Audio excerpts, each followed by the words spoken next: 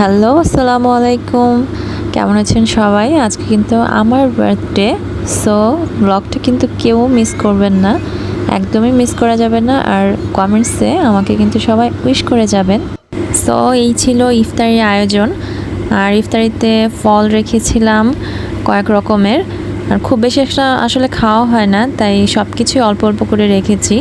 আর আমি কিন্তু সব বাচ্চাদের দাওয়াত করেছিলাম, যেহেতু জন্মদিনে বাচ্চাদেরই আগ্রহটা বেশি কাজ করে, ওরা খুব খুশি থাকে।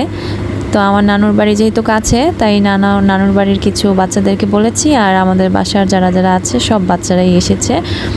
তো এই তো ইফতারি আইটেম অ্যাজ ইউজুয়াল যা থাকে।